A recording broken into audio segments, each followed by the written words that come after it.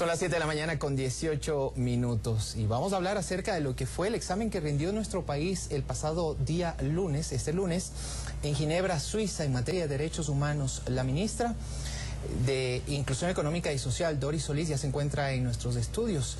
Estaba revisando la cuenta de Twitter de la ministra y decía: esta semana debatamos cumplimiento de derechos humanos en el Ecuador.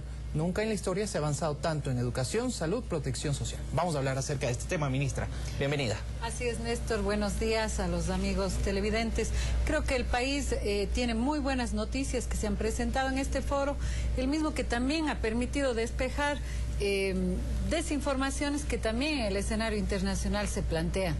En primer lugar, creo que la magnitud de todos los derechos humanos que se vienen ampliando progresivamente para beneficio de todos los ecuatorianos es innegable. El acceso a educación, el acceso a salud, el poder superar las condiciones de pobreza con toda una política de protección social integral, el acceso a la seguridad social, que recordemos en el país, quizá este momento porque es ya tan cotidiano nos estamos olvidando, pero miles de trabajadores y trabajadoras, sobre todo los más humildes, no tenían la seguridad social. Todo eso es construcción de derechos humanos y de ciudadanía. Sin embargo, ha tratado de empañarse estos enormes logros que se construyen en el país haciendo una falsa discusión de jerarquía de derechos humanos. Los derechos de las personas, hay que decirlo, y toda esta construcción de igualdad de oportunidades a quienes estuvieron excluidos de los más elementales derechos humanos es lo más importante. Se pone en tela de discusión el tema de la libertad de opinión, pero en realidad se está hablando de libertad de empresa.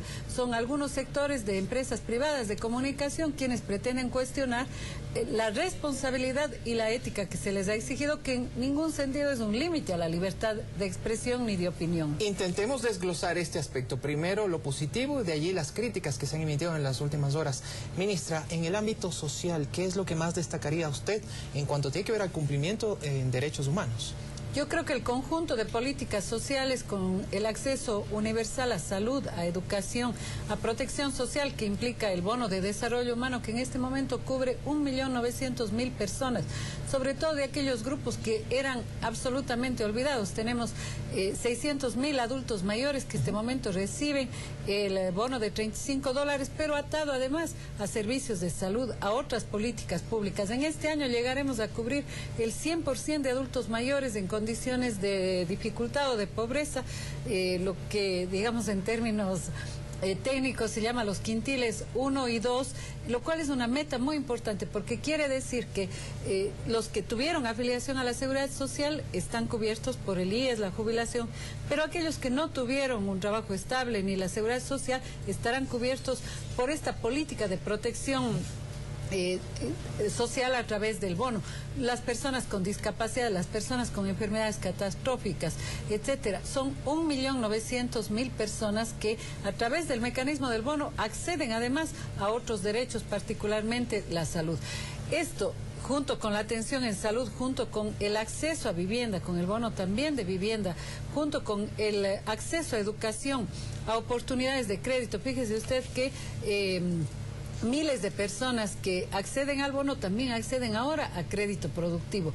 Entonces, es un conjunto de políticas integrales en lo social y en lo económico que han determinado que en el país 900.000 personas en estos 5 años salgan de la pobreza.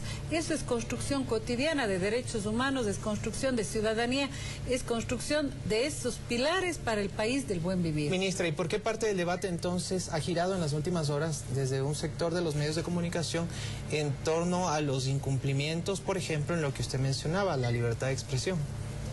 Bueno, yo creo que si se cambia de canal en este momento, usted ve claramente la libertad de expresión, ve toda la oposición expresándose en otros medios de comunicación, particularmente los medios privados.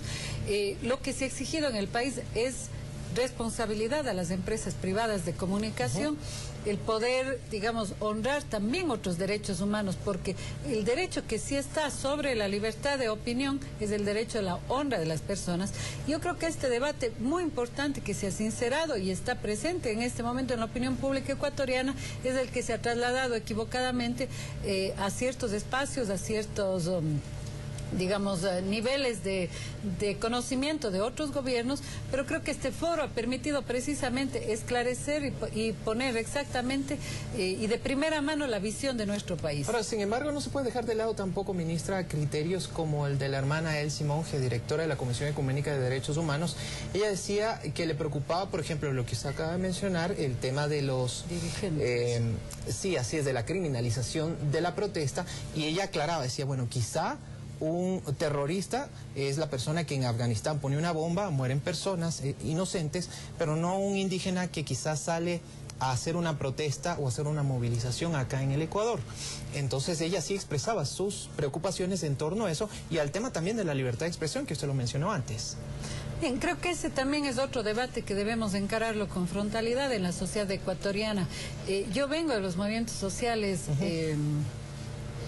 y creo sinceramente que los movimientos sociales, ciertos dirigentes no han comprendido que estamos en una nueva etapa de construcción de ese nuevo Estado. No es a este gobierno ni a este nuevo Estado que está surgiendo, ni a estas nuevas políticas que hay que enfrentar, muchas veces por estar defendiendo intereses muy particulares de dirigentes o intereses clientelares. Entonces, el hecho de que sea dirigente social, Néstor, no me da patente de corso para violar y violentar otros derechos de la sociedad, como ocurrió, por ejemplo, con el paro de Morona Santiago, donde murió una persona, claro, y murió por uso ilegal e incorrecto de armas por parte de los manifestantes. Es decir, una cosa es la protesta social, una cosa es la divergencia natural y normal en una democracia, y otra cosa es cometer actos ilegales, digamos, y que violentan los derechos del conjunto de la sociedad o de otras personas. Es eso lo que se ha sancionado, lo que se ha encausado, y no necesariamente como responsabilidad del Ejecutivo, sino también en los niveles judiciales. Creo que ese es un debate que tenemos que darlo. Además, cuando en el país existen en este momento amplísimos canales de participación ciudadana donde pueden los dirigentes sociales expresar sus propuestas, expresar sus desacuerdos, pero con responsabilidad. No nos confundamos, aquí hay una defensa soterrada bajo demandas sociales, muchas veces de intereses clientelares y corporativistas que también han sido afectados en esta ruta de construir un Estado para todos, de no secuestrar el Estado por distinto tipo de intereses particulares. Ministra, solamente dos preguntas antes de finalizar y antes de terminar este tema. En cuanto tiene que ver a las recomendaciones que están planteadas, Diario del Comercio decía que, por ejemplo, se esperan 100 recomendaciones que sean ya anunciadas hasta este día jueves o viernes a más tardar, allá en Ginebra, Suiza. Ayer tuve la oportunidad de dialogar con Fander Falconi, secretario nacional de Planificación, que es una de las instituciones, hay que decirlo, que participó en la elaboración del informe del Ecuador, y él me decía, bueno, cada país es libre de acoger o no las recomendaciones. En el caso del área que a usted le compete, en el ámbito social, ¿cuáles serían las recomendaciones o qué estima usted que se podría mejorar en materia de derechos humanos acá en el país? Bueno, estamos trabajando en algunas metas muy importantes que esperamos lograrlas, por ejemplo, como la erradicación del trabajo infantil. Nosotros ya hemos disminuido en 50.000 niños que antes estaban en basurales, en florícolas, en bananeras, pero no hemos logrado todavía la erradicación del trabajo infantil. Yo creo que esa es una meta muy importante, no solo del gobierno, es una meta de la sociedad ecuatoriana.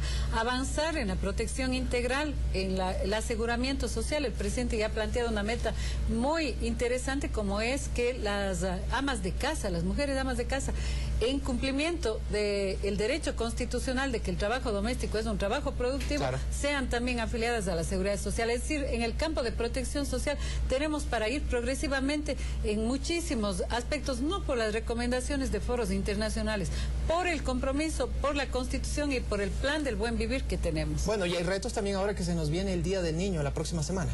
Así es, ahí tenemos también buenas noticias, Néstor. Vamos ya a arrancar con el plan de construcción de 220 centros infantiles del buen vivir. Ojo, no son guarderías, son centros donde nuestros niños y niñas en la primera infancia de 0 a 3 años van a tener todos los estímulos, toda la protección, el apoyo pedagógico para despegar. Ahí estamos formando los ciudadanos del futuro.